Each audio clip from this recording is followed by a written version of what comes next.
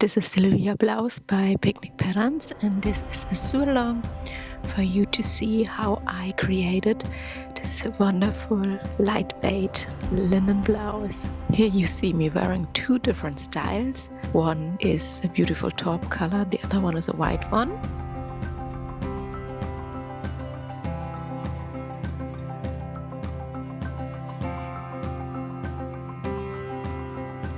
I start with printing the pattern. Important is that you choose the scaling with 100% on your printer. And then you have to attach all the pattern pieces, which takes a little time, but you can do it maybe the night before you start sewing and prepare everything you need, which is what I love to do, but not for this video because I wanted to show you how I do it. There are little dots on the pattern and I connect them with tape. I chose the size S2M, which is my usual size, and I think it's quite comfortable. After cutting it all out, I recheck if there are some spots that need more tape, and I tape them again. Here you see me cutting all the pieces.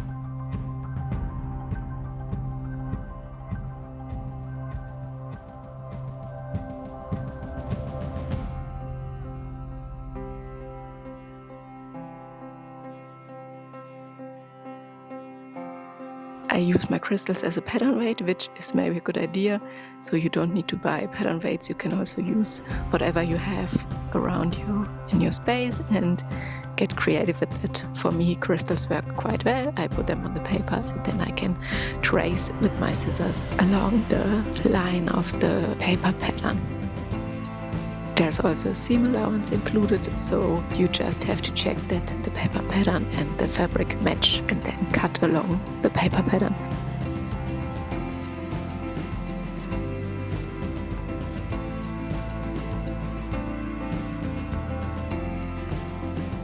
You can lay the sleeves next to each other and cut one after another.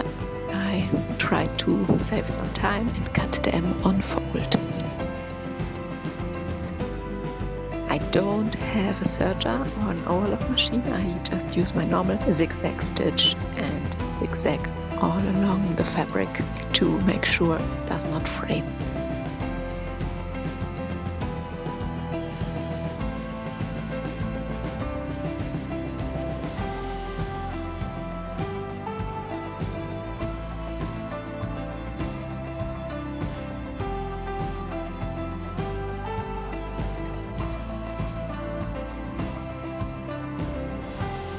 So I just start to zigzag stitch all the edges and corners right away. When I come to the edges, I lift the foot off the sewing machine a little bit and then I put it back on the fabric and then I sew because it makes it much more easier to get around those corners.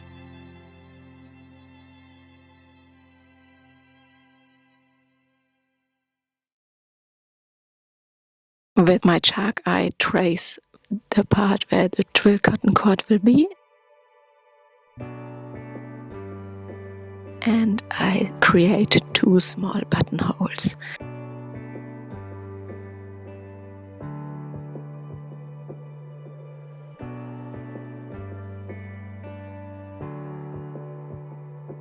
I like to stitch around them by hand, which I do here. I just stitch a few times around the buttonholes to keep it from fraying, and I like the handmade feel. You can also create normal buttonholes with your sewing machine, whatever you like.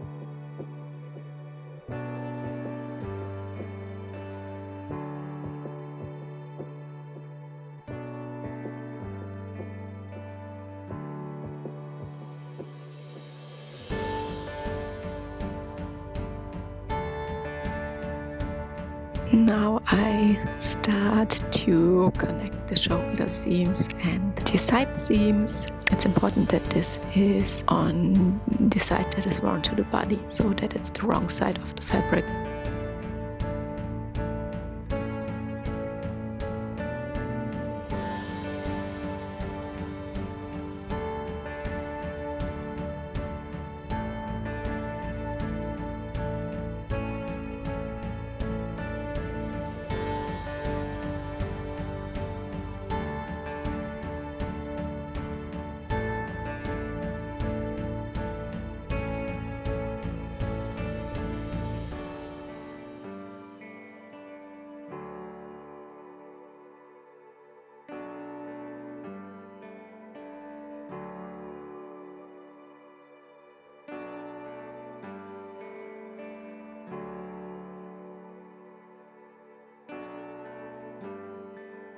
I like to have it all neat, so I use my iron. Please use an usual iron board for this.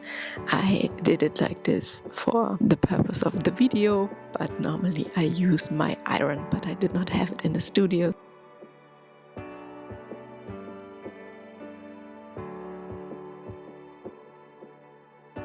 And for the neckline, I rolled it in and then I used the iron again. I folded over once again to create a little line.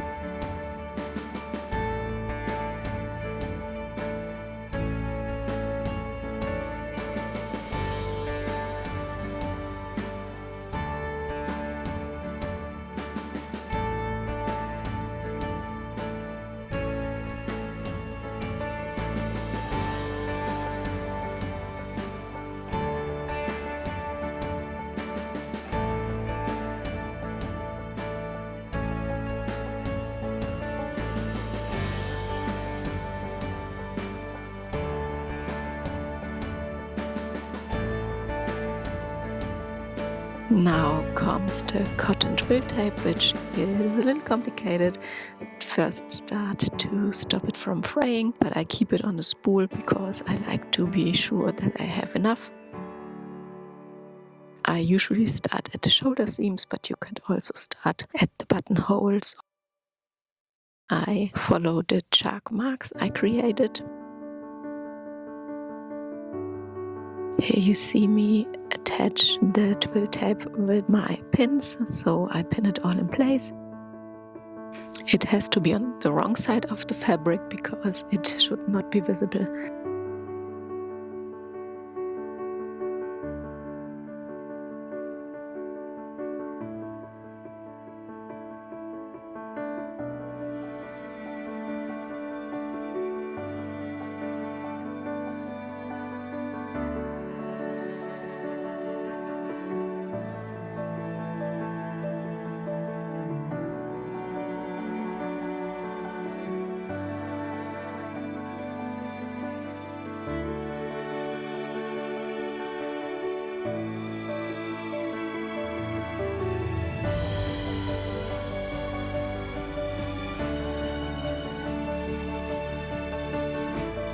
I start to hem the sleeves, which is the same as I did in the neckline. I first create a line with the iron and then iron over it once again to hide the seams.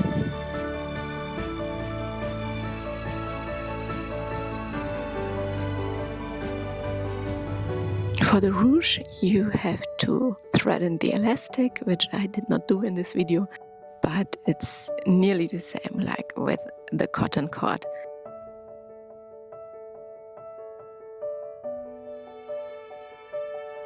Then I start sewing.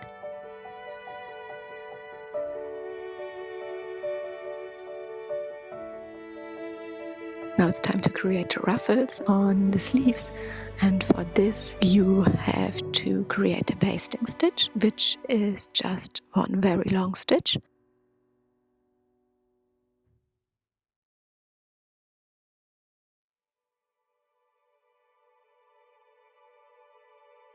And then pinning the side seams of the sleeve and also finish them up.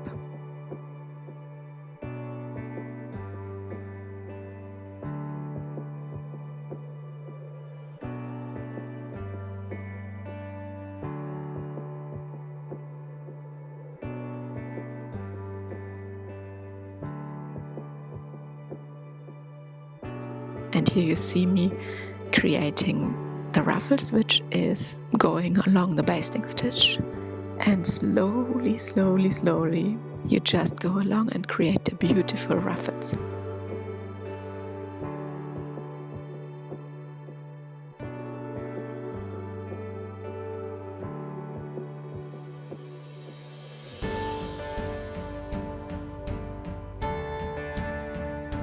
You can also insert the sleeves first and then create it, but I like to see it and also match it up with the other sleeves, so I do this first and then I put it inside.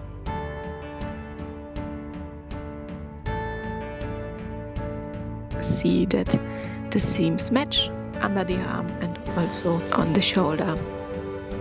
Then I start to attach the sleeves to the bodice part, which I also do with pins.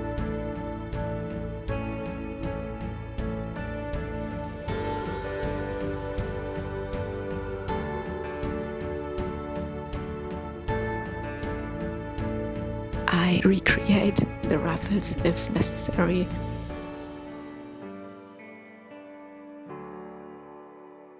And here you see me matching both sides up to make sure that both sides look identical when wearing it.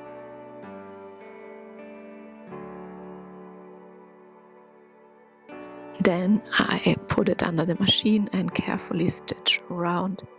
This is also a tricky part because the ruffles can look a little messy.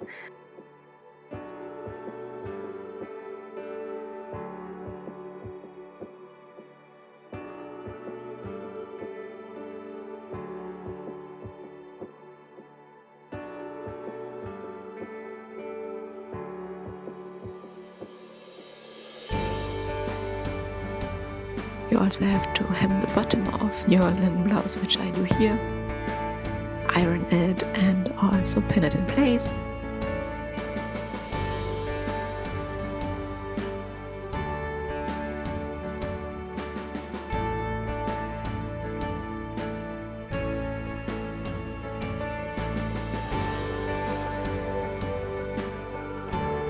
I sew all around the hem. Now you're nearly done.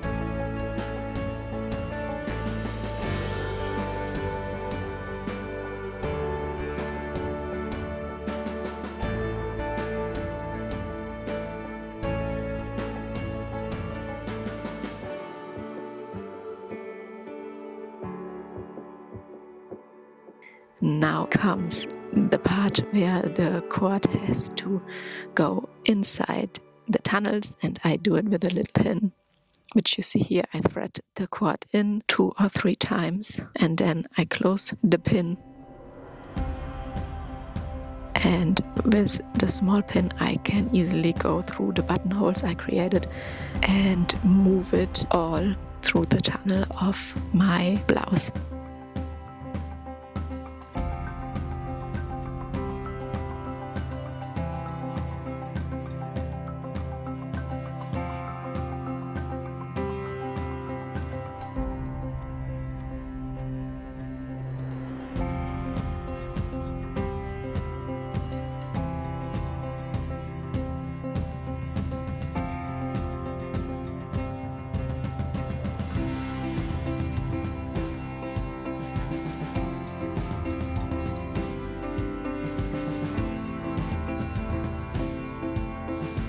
Don't worry if it's a little boxy before you work with the cord, because the cord really gives it the shape that I love so much about this blouse.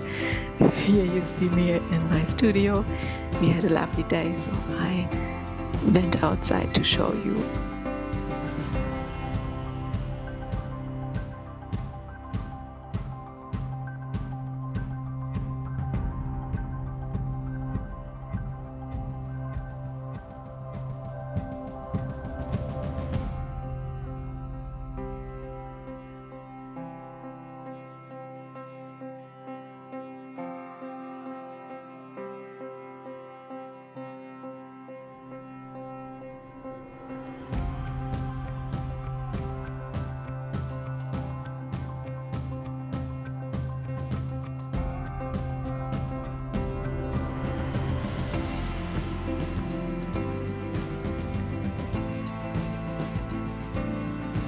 You also see the beautiful ruffles on the back, which I love so much.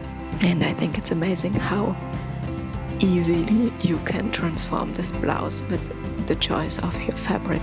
If you choose a linen like I do, it looks very rural and romantic, and you can wear it under a pinafore dress or even with pants to give it a sophisticated look. But if you prefer a non-textured or maybe satin fabric, it would also look very chic.